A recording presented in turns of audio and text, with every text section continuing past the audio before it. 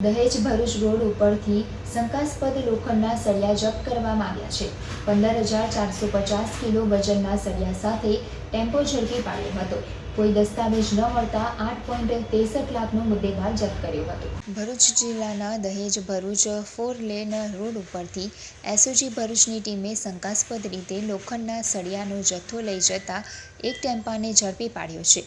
Police તપાસમાં ટેમ્પામાંથી 15,450 kilogram વજનના લોખંડના સળિયા મળી આવ્યા હતા।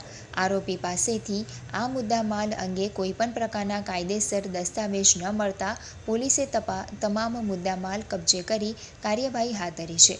એસઓજી ભરૂચના પીઆઈ એ ચૌધરીની ટીમને પેટ્રોલિંગ દરમિયાન બાતમી મળી હતી કે એક આઈસર ટેમ્પો દહેજ ભરૂચ રોડ ઉપરથી વેસદરા નજીકથી ભંગારના લોખંડના સળિયા ભરીને વિલાયત વાગરા માર્ગે અમદાવાદ તરફ જઈ રહ્યો છે।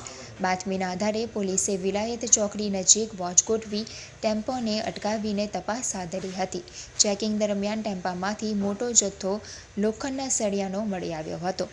આ મુદ્દામાલ અંગે ડ્રાઈવર પાસેથી ખરીદી બિલ કે કાનૂની દસ્તાવેજો માંગવામાં આવ્યા હતા, પરંતુ તેણે સંતોષકારક જવાબ ન આપતા સમગ્ર માલ શંકાસ્પદ માનીને બીએનએસએસ કલમ 106 મુજબ કબજે કરવામાં આવ્યો હતો।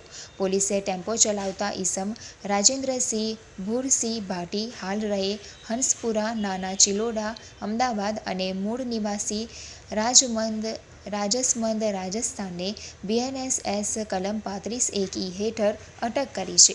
કુલ રૂપિયા 8.63 લાખની કિંમતનો મુદ્દેમાલ પોલીસે જપ્ત કર્યો છે।